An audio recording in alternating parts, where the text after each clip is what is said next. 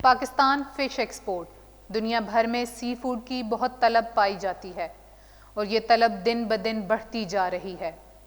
کئی ممالک میں سی فوڈز کو بہت پسند کیا جاتا ہے، لیکن ہر ملک اتنا خوش قسمت نہیں ہے کہ وہ سی فوڈ کی صنعت میں خود کفیل ہو۔ اس لیے دنیا میں سی فوڈز کی طلب اور رسد بہت زیادہ ہے۔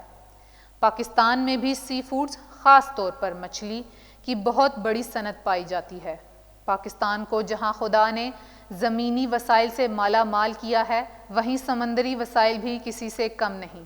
پاکستان خصوصاً سندھ اور بلوچستان میں لوگوں کی بہت بڑی تعداد مچھلی کی صنعت سے وابستہ ہے اور ان کی آمدن کا سارا دار و مدار اسی شعبے سے وابستہ ہے۔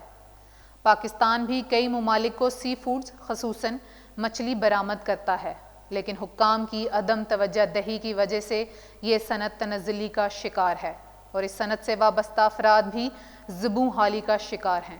باوجود اس کے کہ پاکستان میں سی فوڈز کی پیداوار کے بے شمار وسائل دستیاب ہیں، لیکن اس کے باوجود اس صنعت پر توجہ نہیں دی جاتی۔ پاکستان کی سمندری حدود 350 ناٹیکل مائل تک پھیلی ہوئی ہے۔ اس کے علاوہ دریاؤں اور نجی فش فارمنگ کی بھی بے پناہ سہولیات میسر ہیں، لیکن اس کے باوجود ہماری سی فوڈز کی صنعت تنزلی کا شکار ہے۔ پاکستان سی فوڈز کی برآمدات سے سالانہ $450 ملین کماتا ہے۔ صفائی کے ناقص انتظامات اور خوراک کو بہتر طور پر محفوظ کرنے کی سہولیات نہ ہونے کی وجہ سے پاکستان عالمی سطح پر مقابلہ نہیں کر پاتا۔ لیکن اگر حکومت اس صنعت پر توجہ دے اور اس صنعت میں کام کرنے والے لوگوں کو سازگار ماحول اور سہولیات فراہم کرے تو پاکستان اس صنعت سے سالانہ $1 ارب کما سکتا ہے، جو کہ موجودہ رقم کے دگنا سے بھی زیادہ ہے۔